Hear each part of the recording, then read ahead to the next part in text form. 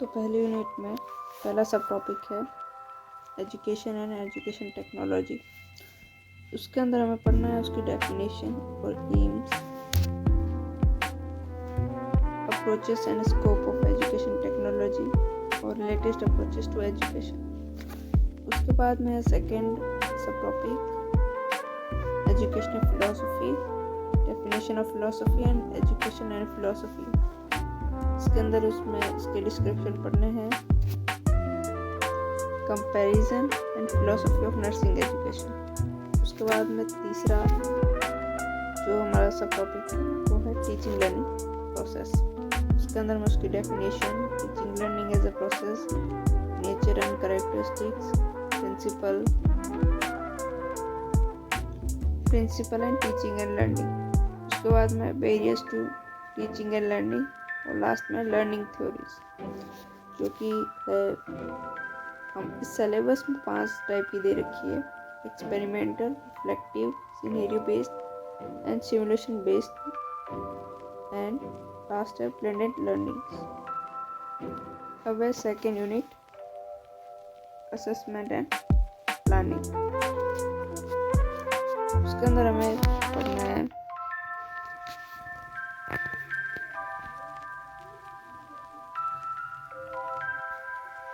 Second unit है assessment and planning. उसके अंदर हमें पढ़ना है essential qualities of teacher, teaching styles, types of learner, determinants of learning, today's generation skills and attributes, emotional intelligence of learner, motivational factors, curriculum design, curriculum development, writing, learning outcomes and principle of course, unit and lesson plan।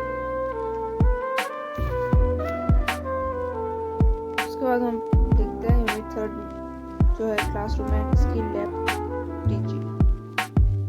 Third unit के अंदर हमें पढ़ना है lecture, group discussion, micro teaching, simulation, demonstration and pre demonstration, symposium, panel discussion, seminar and exhibition. उसके बाद में role play, project, field trips, self directed learning, computer assisted learning, 1-to-1 instruction, team based learning, problem based learning and peer sharing, case study analysis, journaling, debate and gaming, interprofessional education, classroom management and classroom communication। और इन दोनों के principal और strategies and barriers.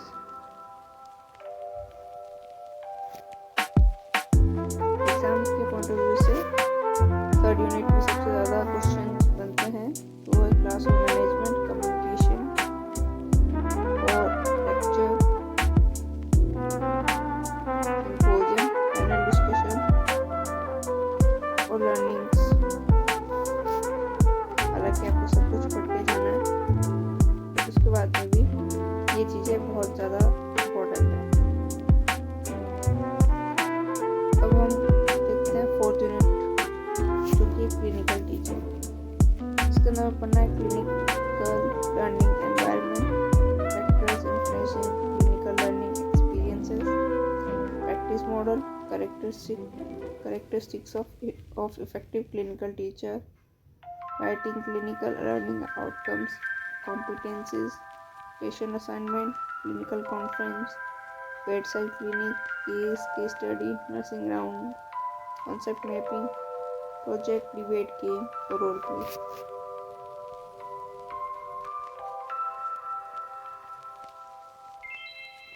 अब fourth का एक topic है PBL, जो कि problem based learning.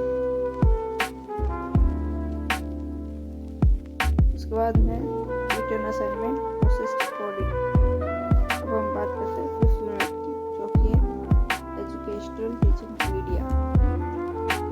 Teaching media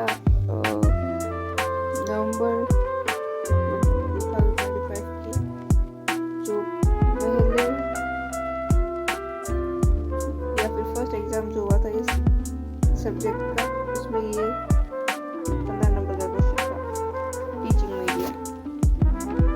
तो एग्जाम पर्पज से ये एक इम्पोर्टेंट टॉपिक है, बट हमें पूरी यूनिट फिर भी पढ़ के जानी है।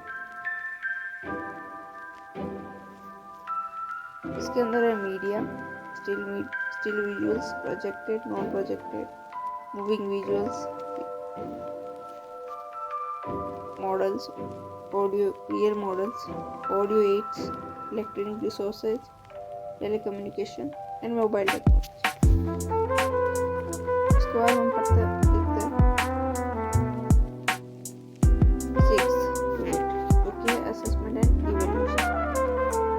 इसके अंदर हमें पढ़ना है assessment of knowledge, assessment of skills, written and verbal communication statement, assessment, simulation, OSCE, self evaluation. OSCE जो है ये भी MCQ के लिए इम्पोर्टेंट है या फिर वेरी शॉर्ट के लिए।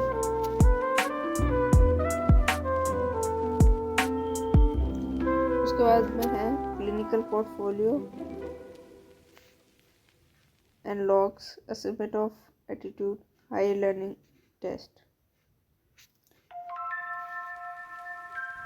उसके बाद हम करते हैं 7वीं यूनिट, जो है गाइडेंस, काउंसलिंग एंड डिसिप्लिन, जिसके अंदर है guidance, role of academic advisor, faculty,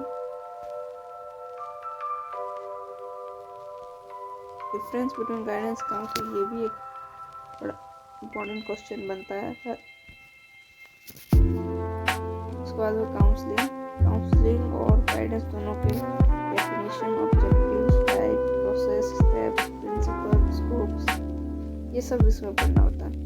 उसके बाद में organisation of counselling process, issues in nursing studies और preventive guidance and counselling, student grievance redressal cell committee. सबसे लास्ट यूनिट है हमारी ethics and evidence based teaching.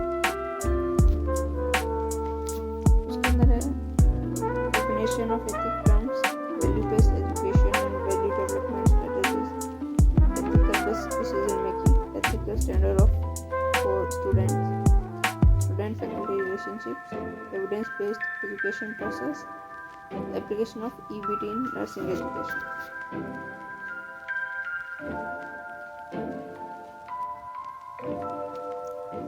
तो जो मैंने सिलेबस बताया है उसका अगर आपको एक ऑफिशियल रेफरेंस चेक करना हो तो क्या NC अप्रूव्ड है और सारी यूनिवर्सिटी फॉलो करती है सिलेबस, तो उसके एग्जैक्ट PDF पिक्चर मैं यहाँ पोस्ट कर रही हूँ ताकि आप क्रॉस चेक कर सकते हैं जो कि आपको डाउट नहीं है।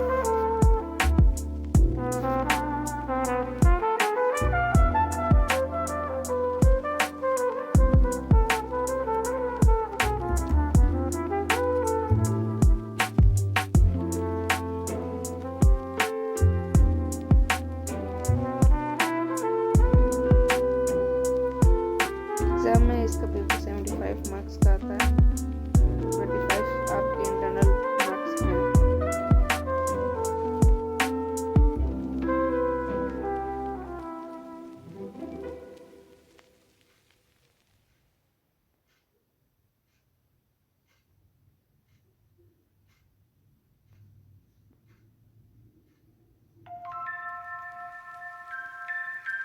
तो ये एजुकेशन टेक्नोलॉजी का पूरा सिलेबस था। तो ये एजुकेशन टेक्नोलॉजी का सिलेबस था। 75 मार्क्स का यूनिवर्सिटी एग्ज़ाम होता है। हमने सिलेबस डिस्कस कर लिया है। अगर आपको पूरा सिलेबस कवर कैसे करना है या इस सब्जेक्ट की अप्रोच